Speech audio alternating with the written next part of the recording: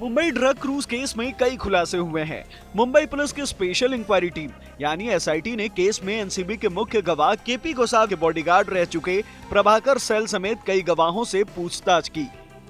इस दौरान जो पूरी कहानी निकल कर सामने आई है, उसका जस्ट एक सेंटेंस में कहें तो मामला उगाही का है। केपी गोसावी मैनेजर पूजा ददलानी से करोड़ों रुपए वसूलने की फिराक में था, लेकिन इन मौके पर उसकी सेल्फी आर्यन खान के साथ वायरल हुई और पूरे केस के शक की सुई उस पर आकर टिक गई। अब तक की छानबीन में मुंबई पुलिस ने केस की तमाम कड़ियों को सिलसिलेवार ढंग से जोड़ा है। सबूत के तौर पर केपी गोसावी और ददलानी के कथित सीसीटीवी फुटेज के अलावा मोबाइल फोन की लोकेशन, सीडीआर और कई दूसरी टेक्निकल एविडेंस मिले हैं। ये ऐसे सबूत हैं जिन्हें झुठलाया नहीं जा सकता है। इन मामले में पुलिस के पास स्वतंत्र गवाह प्रभाकर सेल और विजय पघारे के भी बयान हैं।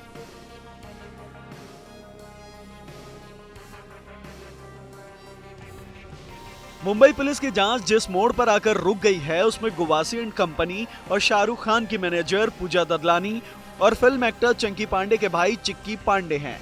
मुंबई पुलिस ने पूजा ददलानी और चिक्की पांडे को समन जारी कर रखा है। अपनी निजी कारणों से दोनों पुलिस के सामने पेश नहीं हुए हैं। पूजा ने अपनी तबीयत ठीक नहीं होने का हवाला दिया है, तो चिक्की ने कोविड रिपोर्ट ही पुलिस को थमा दी है। इसके अलावा एक अहम बात जो निकल कर आई है, वो ये है कि ददलानी तक पहुंचने के लिए गुवासी ने चिक्की पांडे से बात की थी।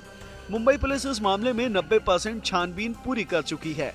हालांकि अभी किसी भी तरह की एफआईआर दर्ज नहीं हुई है।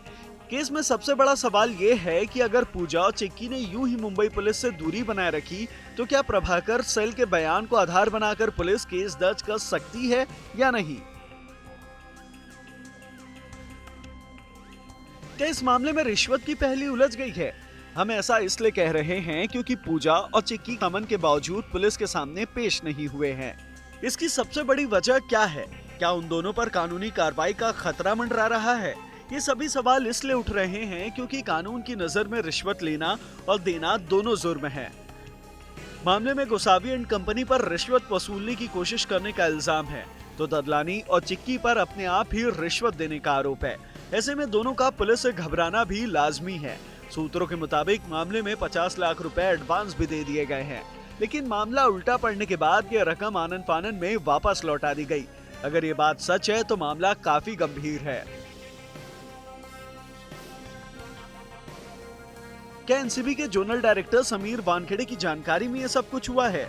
मैनेजर पूजा ददलानी का कानून के शिकंजे में आने का मतलब शाहरुख खान का कानून की जद में आना है। दूसरा, गोसावी की गिरफ्तारी का मतलब NCB zonal director Sameer Wankhede का फंसना भी है, क्योंकि अकेले पूजा ददलानी की तरफ से आर्यन को छुड़ाने के लिए रिश्वत देना और एनसीबी के बड़े अफसरों की जानकारी के बिना अकेले गोसावी का इस तरह का जाल बुनने वाली बात समझ से परे है। अब साफ है कि इस मामले में देर सवेर अगर कोई एफआईआर दर्ज होती है तो बड़े चेहरों का भी फंसना तय है। जांच में जाहिर है कि उगाही का ये खेल काफी बड़ा है और उसकी तह तक पहुंचना बहुत जरूरी है।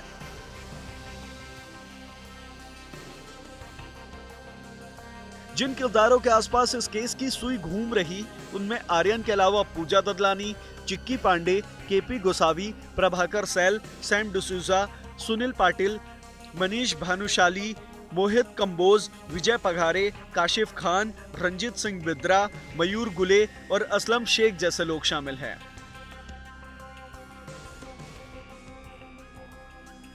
क्या गोसावी की साजिश बेनकाब हुई है? ड्रग केस में टर्निंग पॉइंट तब आया जब एनसीबी के जोनल डायरेक्टर के खिलाफ पिता नवाब मलिक खुलकर सामने आ गए थे। इस केस में आर्यन की वजह से उनके पिता शाहरुख खान भी किसी न किसी रूप से जुड़े हुए हैं। केस में जो बात दूध की तरह सफेद है, वो गोसावी का एनसीबी अफसर बनकर वसूली करने की कोशिश है। मुंबई पुलिस के हाथ लोअर परेल का जो सीसीटीवी फुटेज लगा है, उसमें गोसावी की गाड़ी में पुलिस का स्टिकर दिखाई दे रहा है। साथ ही गोसावी के साथ रहने वाले लोगों ने उसे लेकर जो खुलासा किया है, उसके बाद ये बात तकरीबन साफ हो गई है कि गोसावी ददलानी से एनसीबी अफसर बनकर ही वसूली की कोशिश कर रहा था। इसके अलावा गोसावी की आर्यन के साथ सेल्फी वायरल हुई, तो खुद एनसीबी को ही साफ करना पड़ा कि गोसावी एनसीबी अफसर नहीं बल्कि एक गवाह मात्र है। माना जा रहा है कि यही वसूली के इस गेम के फेल होने की सबसे बड़ी वजह है। हालांकि अभी गोसावी एक पुराने केस में पुणे पुलिस की गिरफ्त में हैं। साजिश में शामिल लोग एक दूसरे पर आरोप मढ़ रहे हैं। खुद सैम डिसूजा बोल चुके हैं कि उनकी जान को खतरा मंडरा रहा है।